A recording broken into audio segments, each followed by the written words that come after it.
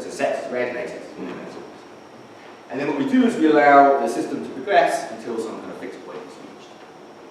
Okay, so in all points, in all cases, you can see that the fixed point for sex, so in this case it's right here, this is higher than the fixed point for asexes. Okay, and here we have, the next slide is an animated version of the same process.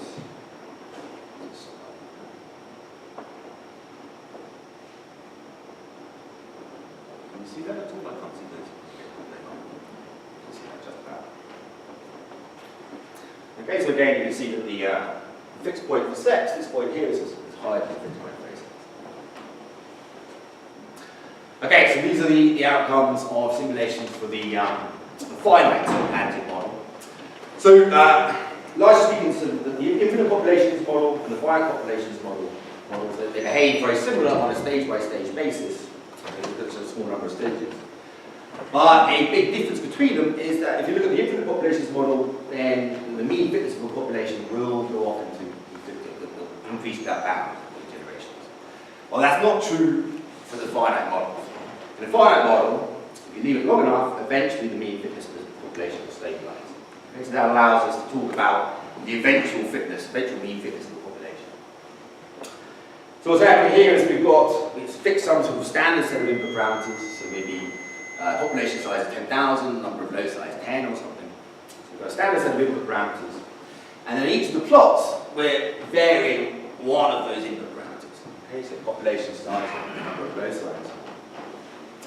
For each set of input parameters, you've got 100 simulations, you take the average output for those simulations. So again, in all cases, you can see that sex, first of all, robustly outperforms Asex. There are some other interesting sorts of things going on. So you can also see that population size has a big effect on the eventual mean fitness of the population. So larger populations are able to sustain much higher mean fitnesses than smaller populations. This is a much stronger effect for the sex process than the Asex process. Again, this one here is maybe interesting, so we can see that in the Asex case, increasing the number of loci is a bad, but the eventual mean fitness decreases. Well, that's not true for the sex process. So that maybe suggests that the sexual population is able to support more complex organisms.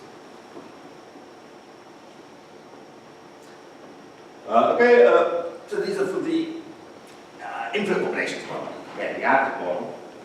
So in simulations for the infinite populations additive model, and the finite populations as well, we see the ratios between cumulants converging to some limits. So in particular, so V over M, this crucial figure for the effective selection of figures, this converges to limit. So the z-axis here I have labeled for some reasons. This is the eventual value of V over M, various finite populations. Again, sex is red and Asex is blue. Let's finish with this one. So this is for the multiplicative model, the finite multiplicative model. And for the multiplicative model, certain things do work differently than they do for the additive model, but again, you see sex robustly outperforming. Okay, so I'll finish there.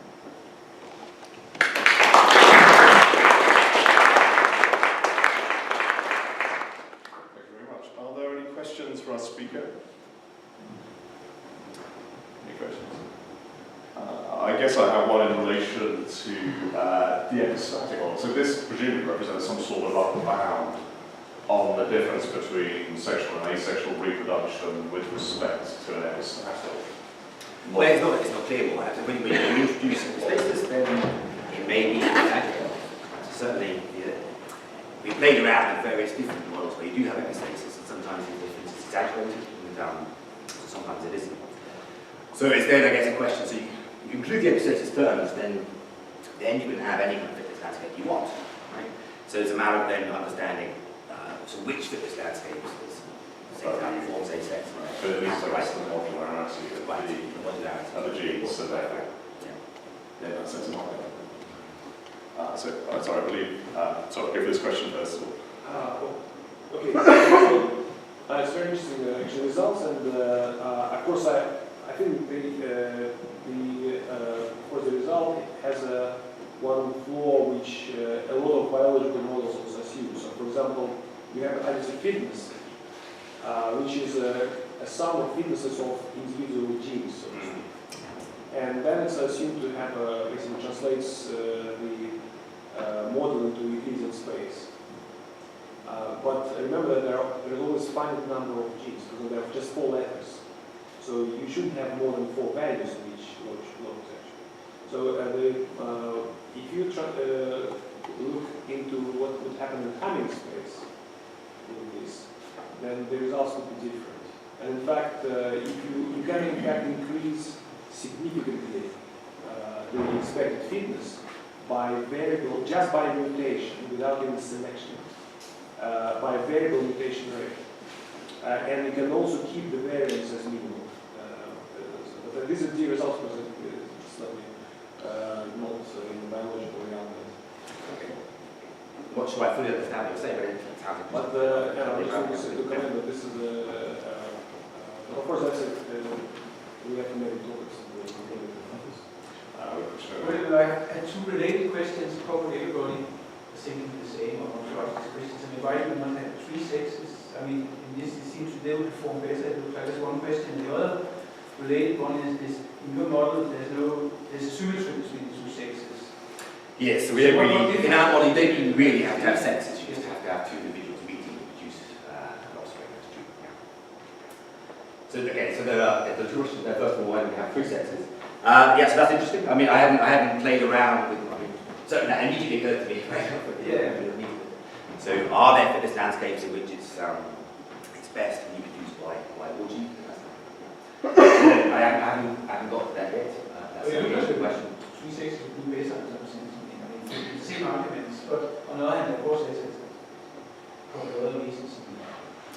Yeah, I don't know what kind of that. And the second question in terms of males and females, so that's a slightly separate question. It was obviously related to some more subtle questions. So once you have sexual reproduction, that in itself doesn't mean you have to have males and females. You could just have pairs of individuals who meet up and form offspring. So what then is the reason, what's the advantage in having males and females? And yeah, so that's a separate question which we're not highlighting here, but obviously.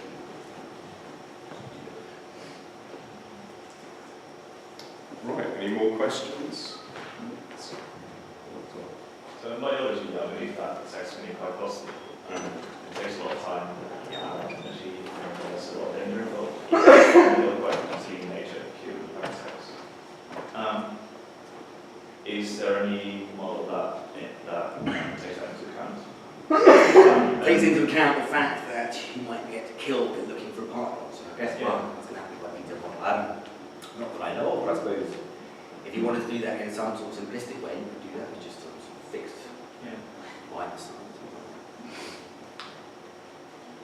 I think we've got time for one more question.